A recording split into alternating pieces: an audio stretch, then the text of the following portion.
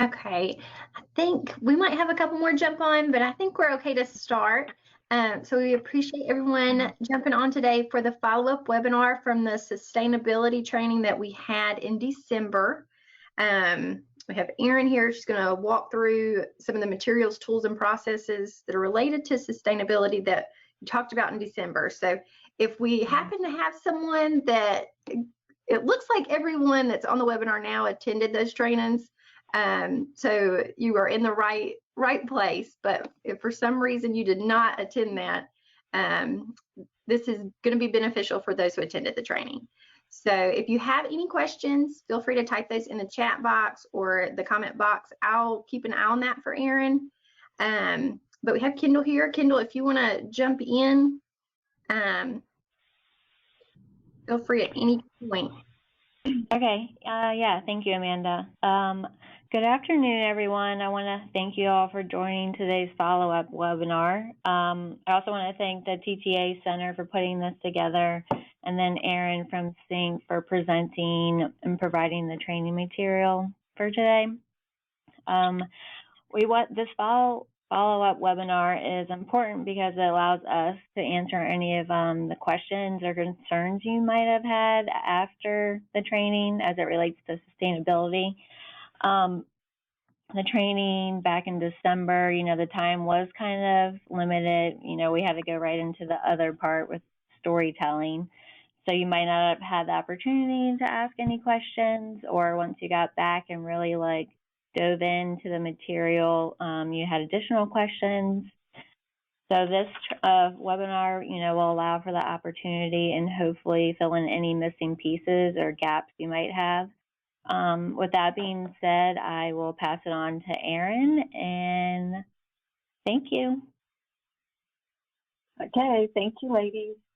As Amanda said, if you were not at the original training, this may be a little difficult to follow because we really are, the plan is really to go through what was discussed and to answer questions. So about midway through or a little less, Amanda's going to unmute everybody and then let you handle the muting on your end. And ideally, we'll have some conversation based on what's happened since the December meeting, or the December training. Okay.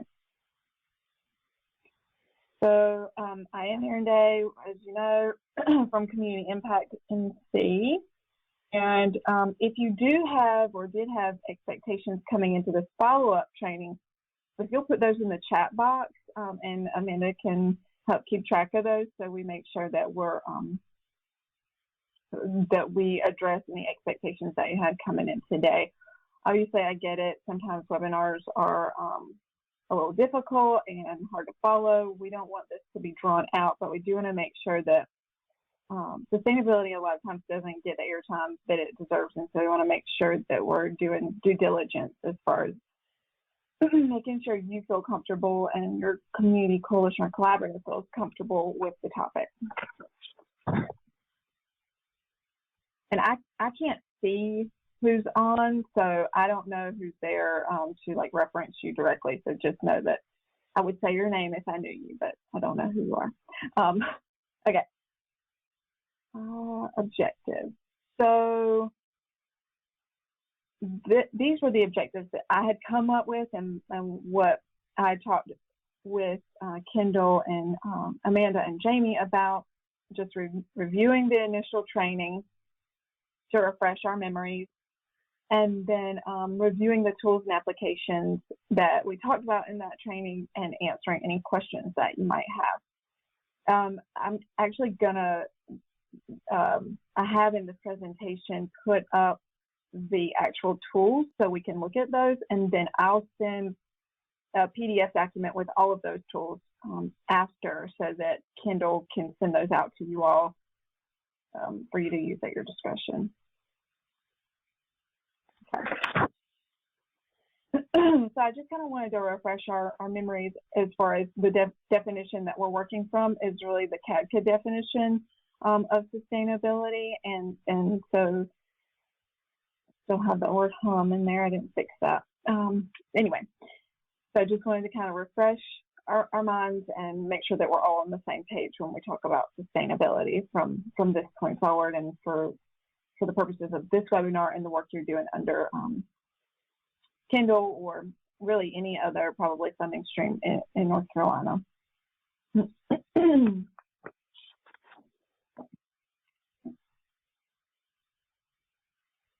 So we talked back in December about the 4 things needed to sustain a coalition: the strong volunteer and membership base, relevance to current community concerns, a credible process, and the financial and other resources required to do the work. We spent a lot of time on the relevance to current community concerns and the credible process piece.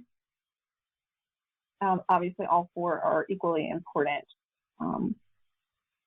But we talked about how to relay to your community your issues through your credible process and through relating to other community concerns.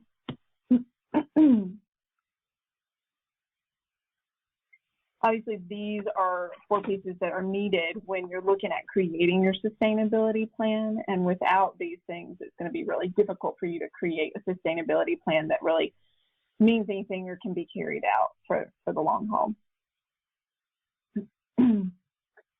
So we also went through this application when we were talking about the relating to other community concerns piece, and I wanted to visit it or revisit it just to see if any organizations or community coalitions or collaboratives have given this any more thought or identified with your home groups tables that you hadn't thought of that you weren't sitting on, or conversations that you've not previously been a part of because you didn't realize maybe how it related to your sustainability. So, Amanda, this may be a good time for you to unmute everybody. Okay. And let everybody else mute yourself from your end, and Okay. then as everybody feels appropriate, kind of hop into the conversation. Yeah, I would, again, just like Erin said, be aware of background noise if you are unmuted, but I am going to go ahead and do that. Well, maybe it's froze on me for just a second, guys. Let it give it just a minute.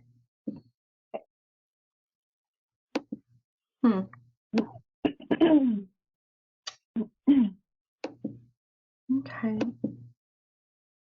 I apologize, guys. For some reason, it has frozen on me. Honestly, and I said this back in December, I never have a presentation that there is not a technical difficulty. I just don't. It just doesn't happen for me. So blame me. It's fine. I'll take the heat. Well, it is not. So, everyone could try and unmute themselves, see if it gives you an option to. For some reason, it will not. It has frozen. And if that will not work, if you can type them in the question box for now, we'll see if anything comes through. But all I can see moving right now is Erin. So, so the original question, what I had asked, so if you do want to type it into the chat box, is has your community thought about this anymore, or when you left after the storytelling piece, which I don't know exactly how that went, and if the morning was helpful for that, I would like to know that. So this is kind of a process, kind of almost a, deposing of where you've been since then, or what's come of that training for you and your community or your organization, if you're up for that. So if there would be a brave soul to type in the chat box, that would be cool. If not, I can move along. And I do have a throat lozenge in my mouth, so I don't start coughing. So please don't think I'm being rude or have any kind of like shoe pouch in my. I think our GoToWebinar has come back to life. So I am going to unmute everyone now just to prepare you, and be mindful of your background noise. Again, thank y'all for being patient. I don't know what happened. Thanks, Amanda. Yeah.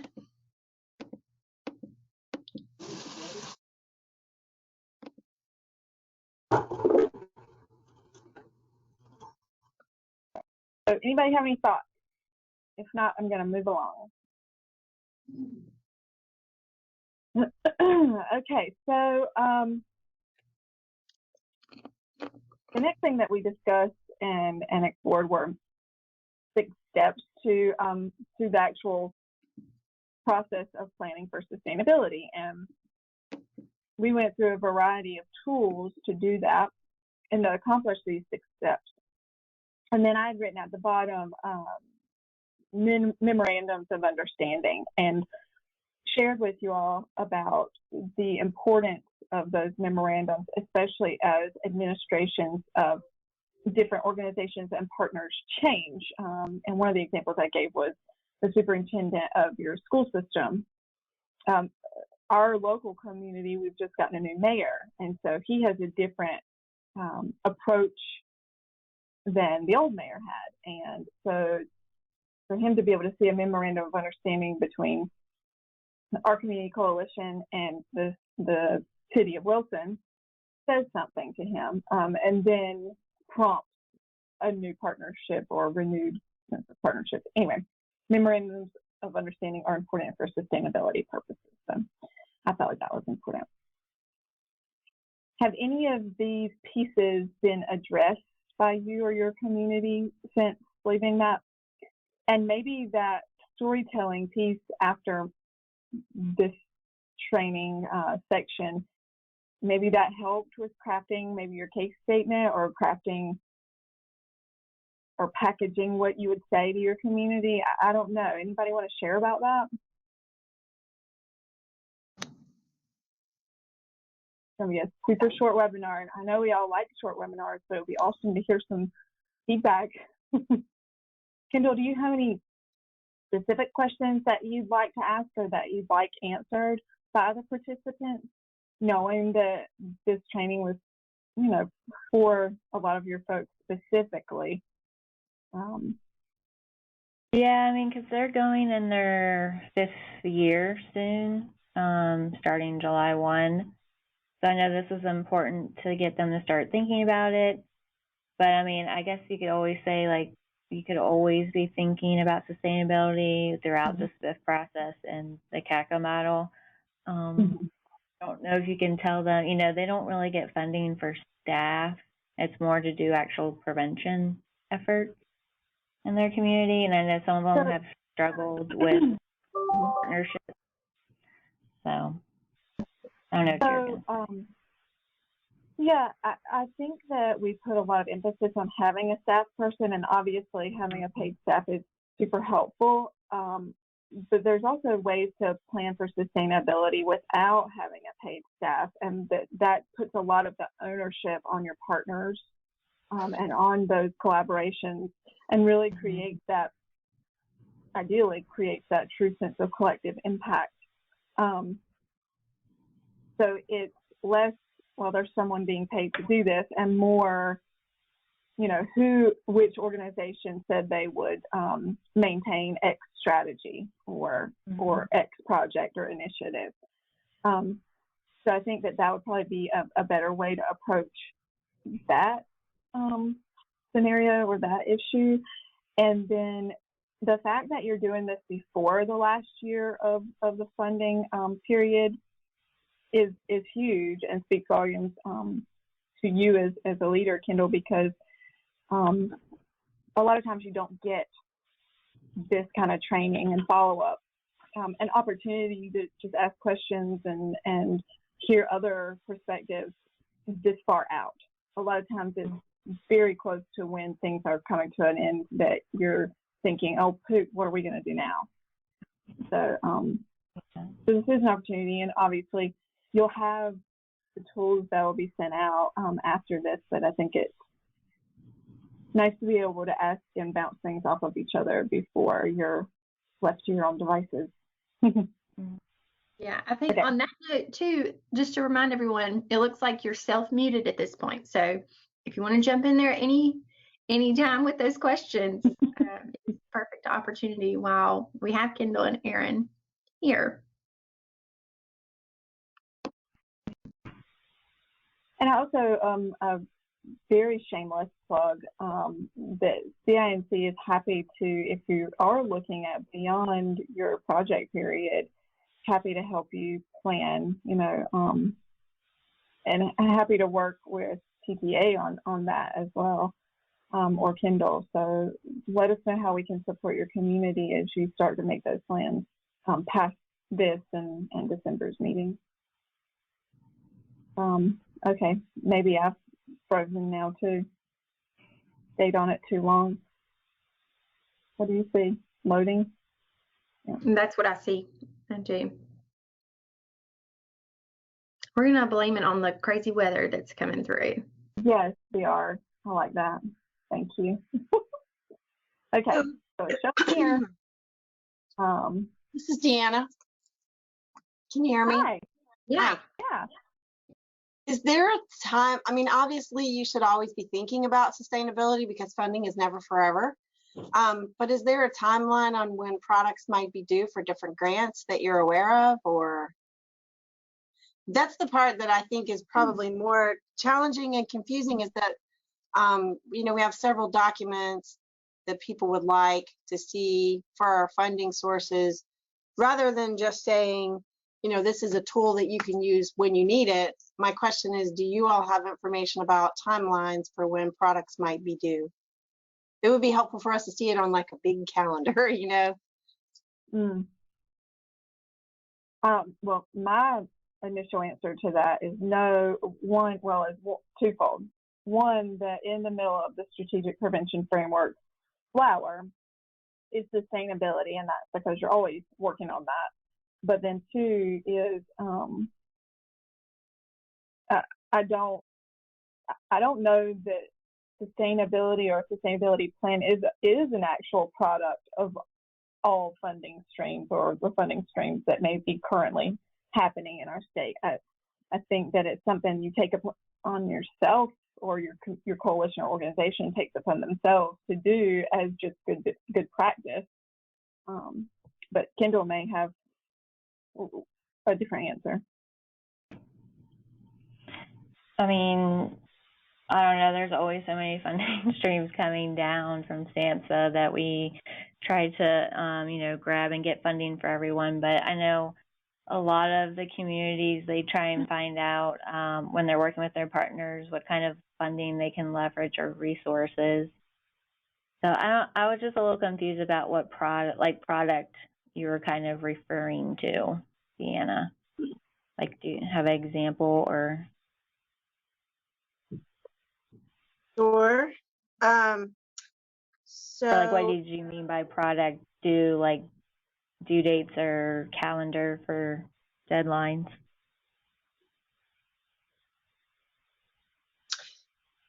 Well, you guys are representing several funding sources at this point for training. Mm-hmm.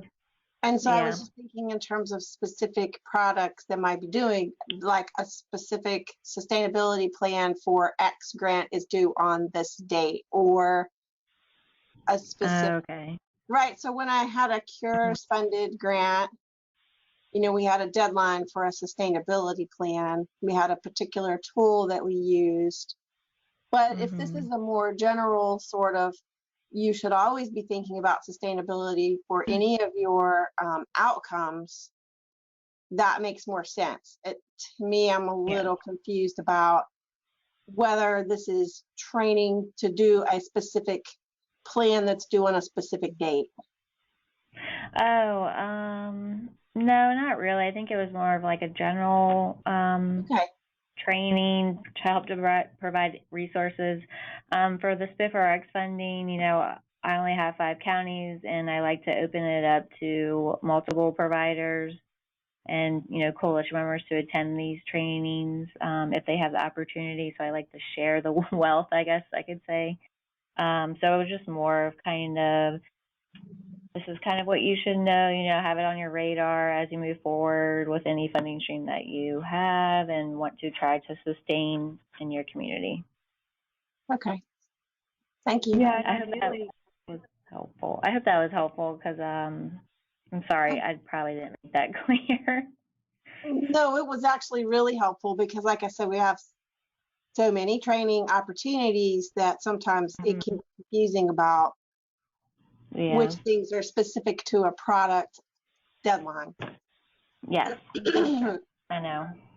Yeah, I agree because there's so many different funding streams and training, so I agree.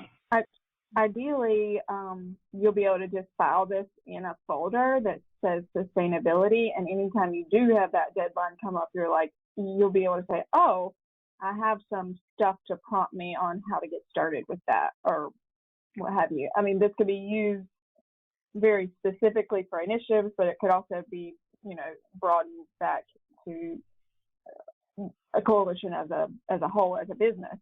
So just depending on what you're trying to accomplish. How often do you recommend that you update a sustainability plan? Like a needs assessment every 2 years, 3 years. How often do you recommend that you update a sustainability plan? I would say if it's an organizational sustainability plan, like a standalone coalition, something like that, I would recommend 3 to 5 years. Okay. Yeah. Thank you. And then, yeah, you're welcome. You always have the best questions. Thank you. Thank you.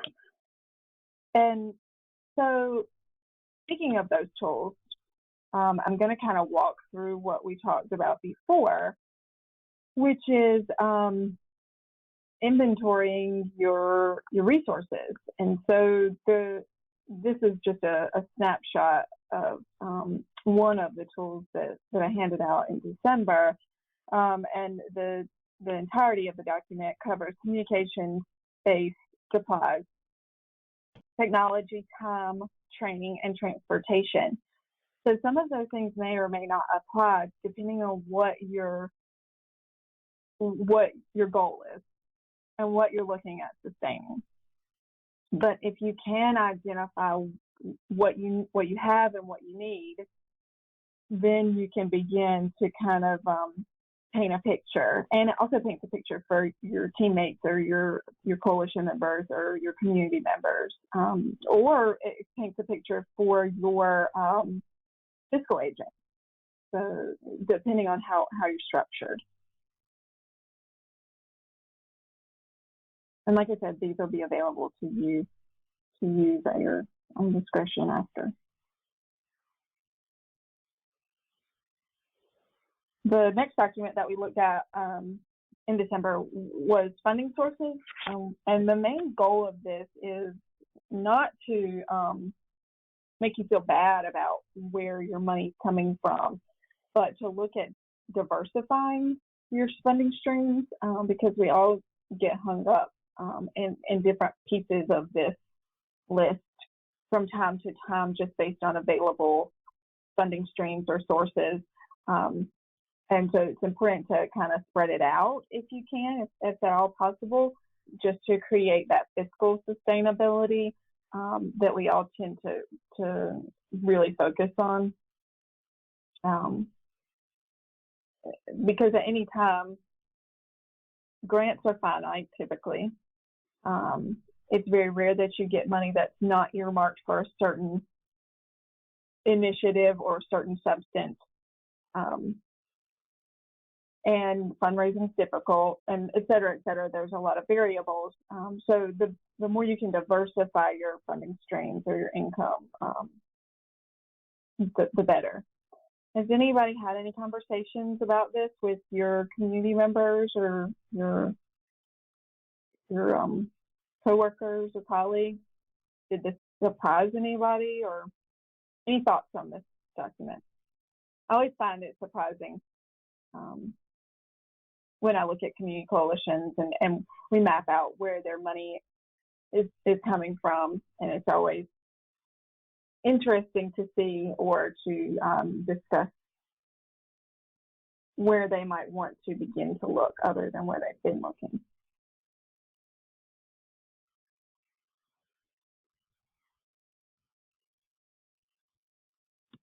Okay, quiet crowd.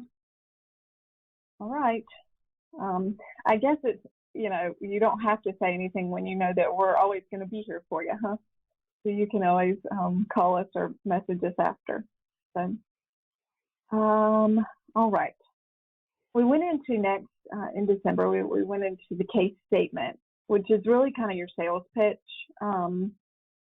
your initial sales pitch to your community, to people who may be potential partners or potential investors or potential volunteers. And so, why the coalition's needed or the initiative or strategies needed, who's involved in supporting it. Sometimes that makes a heck of a difference. How will it make a difference? How will the coalition impact any issues that are happening in your community right now? Or is it cost effective? So I'm going to try one more time to present and see if mine has unstuck itself. Oh, look there. Okay. Yay. So with that, nope. Erin, if you With need that, to send to me, I'll be glad to click through if we need to do that. if what now? If you need to send the PowerPoints to me, I'll be glad to click through. If it comes to us needing to do that, I'll be glad to. Sure. I mean, hopefully it'll. do you have access to Google Drive? That's what it's in. If not, I can keep doing it this way. It's not a big deal. Yeah. Let's just keep going. I do have a comment here from Melanie Wilkinson. Oh. Okay. Let's see. She mentioned that it is a good idea for new coalitions to have dues for coalition members to pay each year. Mm-hmm. Mm-hmm. So I'm not sure. Do you have that current structure, Melanie? And if so, what do the members get in return?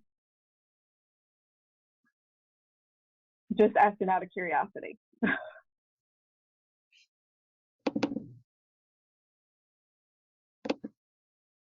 Let's see. I don't see a response yet, Erin. Okay. All right. Well, we'll wait for that. Let's see. Oh. We do have this each year, and we provide free trainings. Cool. Okay. Okay. So it's more of a organizational membership versus individual, I would assume.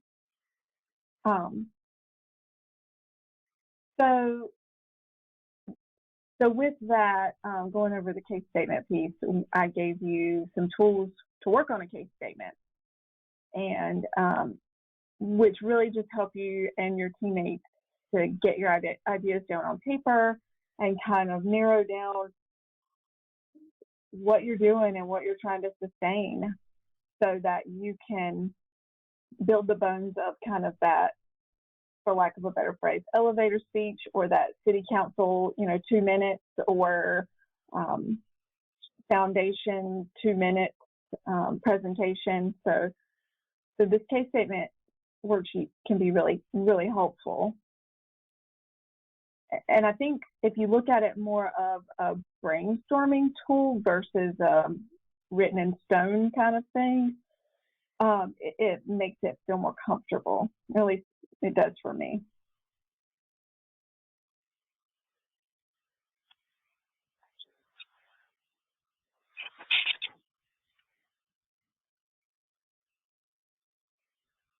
All right.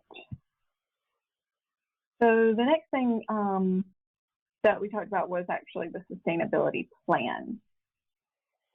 And this is your who will do what by when. This is your one-pager that you put into your investors folder. When you say, we've got a folder for you, it has some of our wins, it has some local data, it has what you get for if you invest at certain levels, and it also has our sustainability plan. So you can see that we have we've thought past the next 9 months, or we've thought past however long, and that we're working towards these things, and that we have people engaged to make these things happen. That speaks a lot to investors and to community partners, in my experience, at least. a lot of times work like ours that can be categorized under 501c3s or categorized as an arm of a larger entity. Sometimes we're not given the upfront credibility that we probably deserve. And so having things like this creates that a little quicker than it just conversation alone or anecdotes alone might. And I don't mean that in any kind of negative way, just from a purely business standpoint. When you're going to BB&T, you know, the stories mean a lot, but the concrete planning and investment of other partners says something different to them. Any thoughts on that? I'm getting to the end. I told you this was going to take too awful long without your input anyway. And I appreciate those who have shared so far. Obviously it's not a speak now or forever hold your peace kind of deal, but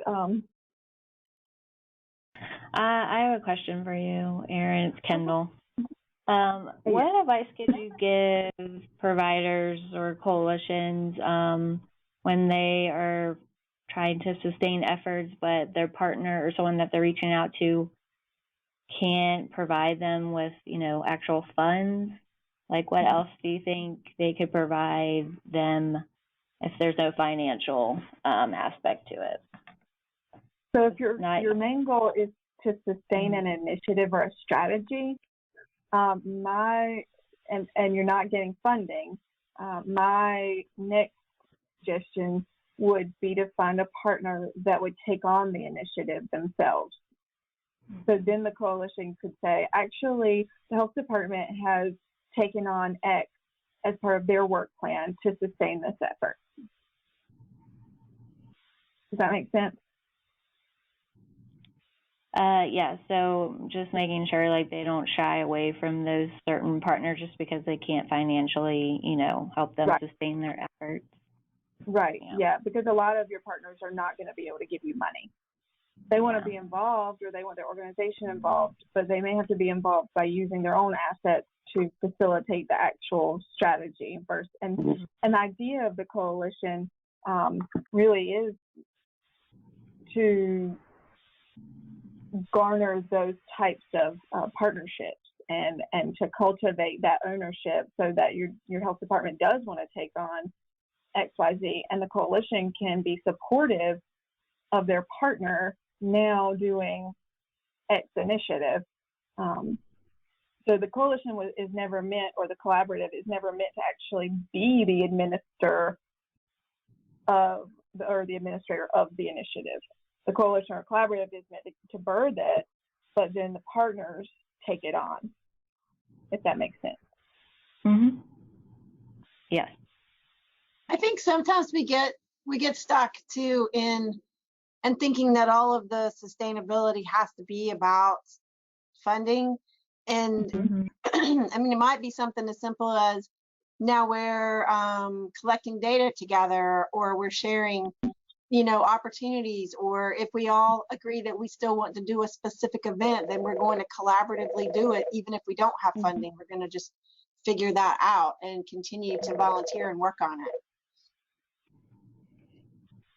Yes, I'm so glad you said that. It's so often not about money. Sustainability is so often not about money.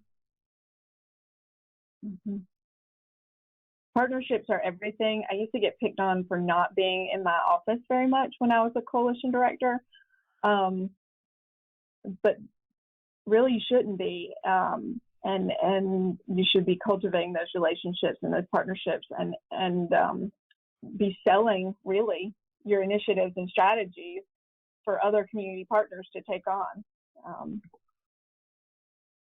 So thanks for asking that, Kendall. Thanks for that, Deanna.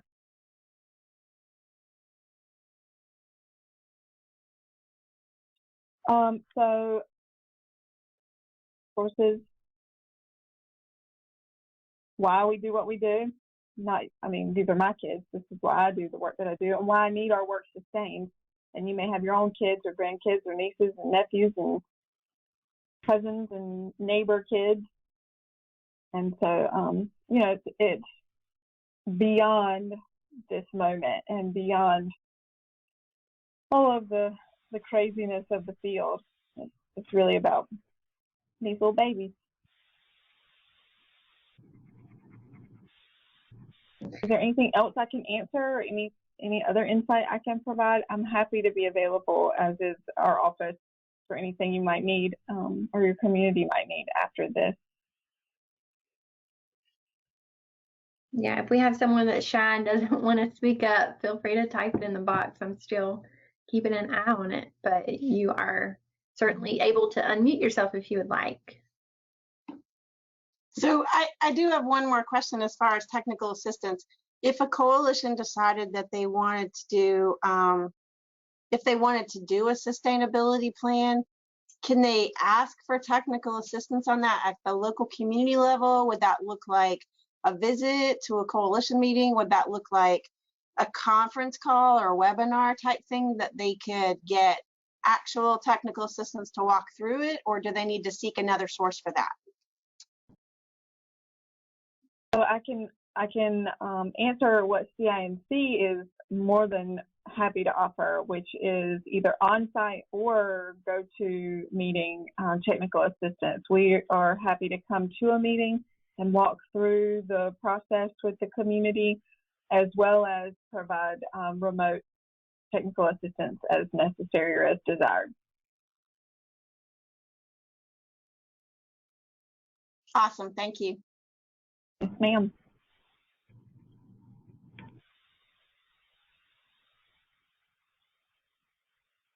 Does anyone else have any questions while we have Kendall and Aaron on the line?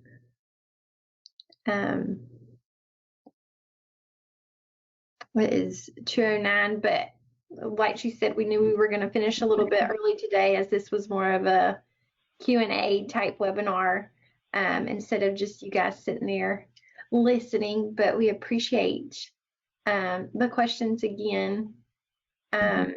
Just some housekeeping reminders that we will, there will be an email sent out about an hour after that will generate a certificate to you guys. There aren't any hours associated with this webinar specifically, but you would still have the certificate that you attended. And of course, you can access any resources on our help desk as well. But feel free, again, if you've thought of a question in the last couple of minutes, to jump in at any point.